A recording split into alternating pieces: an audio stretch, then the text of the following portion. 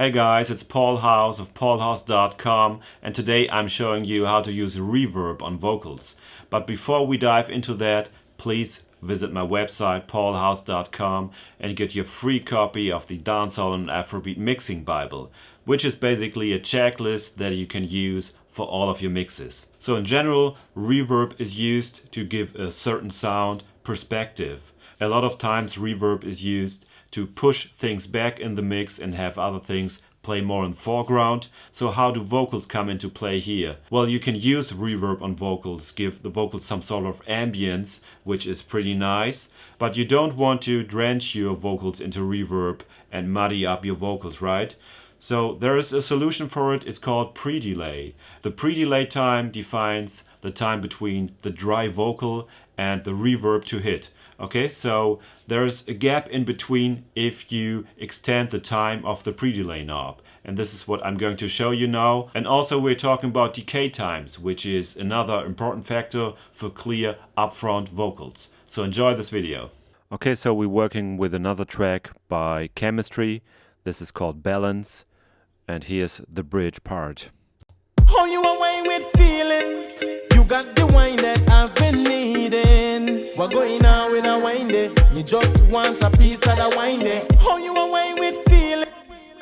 Alright, so we're going to concentrate on just the lead vocal, not on the female harmonies, which are in pink.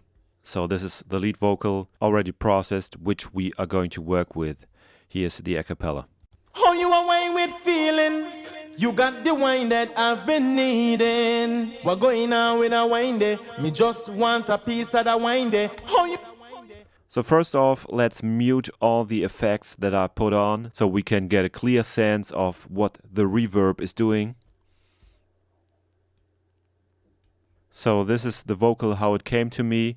There's already a small delay on it, but no reverb, so let's hear it. Oh, you away with feeling. You got the wine that I've been needing. We're going on with a wine day. Me just want a piece of the wine day. Oh. So as you might imagine, lead vocals have to be right in the front and center and should have a close feel.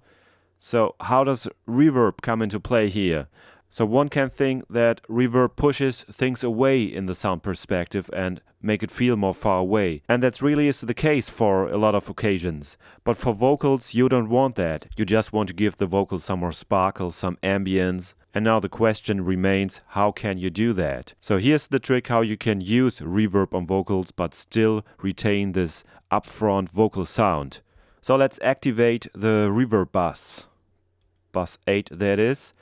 And first of all, you can see I've got an EQ on there. This is called the Abbey Road reverb trick, where I'm removing some of the low end and the high end plus some of the mid frequencies so that the reverb doesn't get into the way of the vocals. A lot of reverbs have a filter option built in, so you can also use this instead. So let's activate a reverb. I like this one here by Slate. It's called the Verb Suit Classics. We're going to try another one in a minute. But first of all, let's hear what it does. Let's try to exaggerate the reverb effect. Oh, you away with feeling.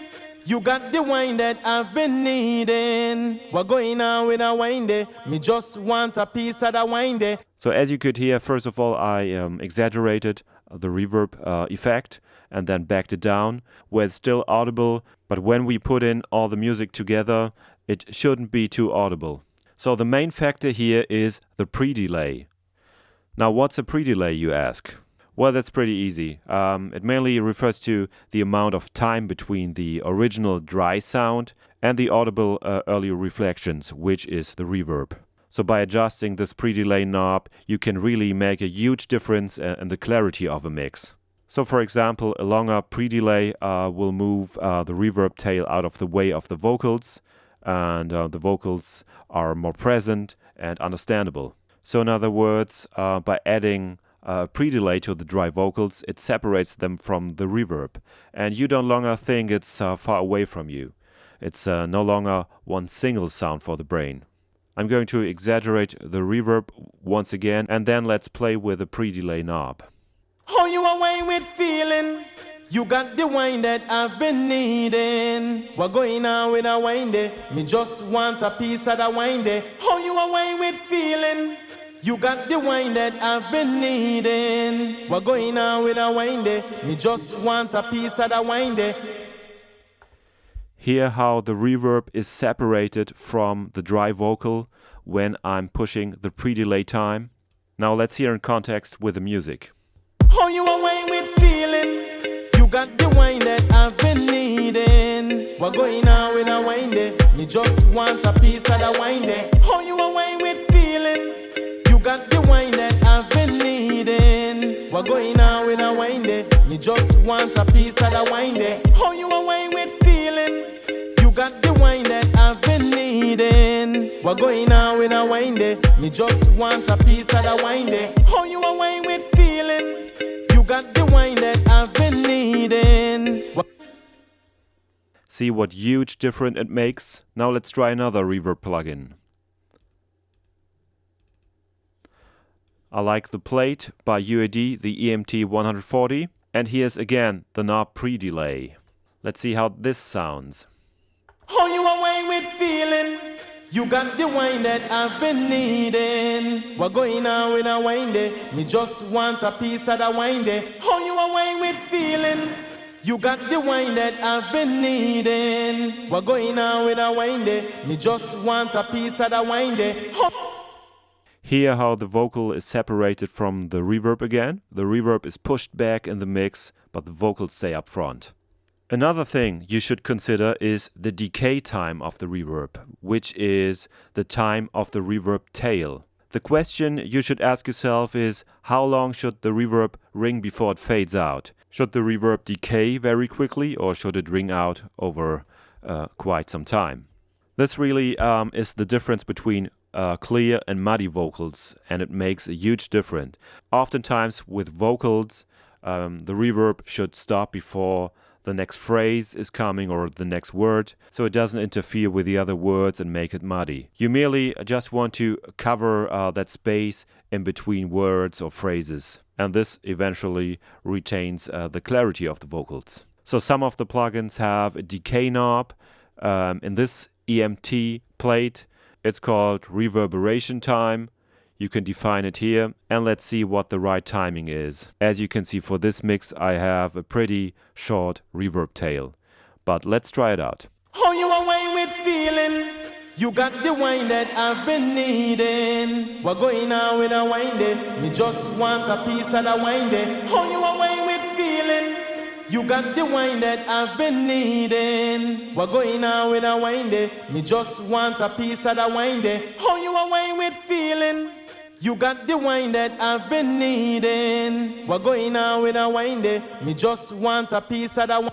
Hear how a long reverb tail muddies up the whole vocal, and you clearly don't want that. So keep the clarity, adjust the decay time of the reverb tail. And a third thing to consider is what kind of reverb do you use. There are halls, plates, rooms, chambers, and so forth. And I like plates a lot for vocals. It has a nice sense of ambience, a subtle sense of ambience. Also, rooms are a great starting point. Those two are really the most subtle reverbs, and they are not as audible as halls, for example. So you might want to give them a try first when it comes to vocals. Okay, here you have it. This is how to use reverb on vocals. But before you go, I've got some bonus tips for you. First of all, try to exaggerate the reverb of the vocals and then pull it back until you can barely hear it, okay? Second, use a reverb as a send and have the plugin at 100% wet. This way you have a lot of more control over it, for example, when you want to automate it. You could also use a sidechain technique, so every time the vocal hits, the reverb would get ducked down. And also use a filter or an EQ for your reverbs. So roll off that low end and also that high end. Some people also like to use delays instead of reverbs, so try to experiment with this also. And the last thing, you don't always need reverb. Yeah, I said it. So keep that in mind before you tackle your next mix, okay? And I'll see you in the next video. Bye bye.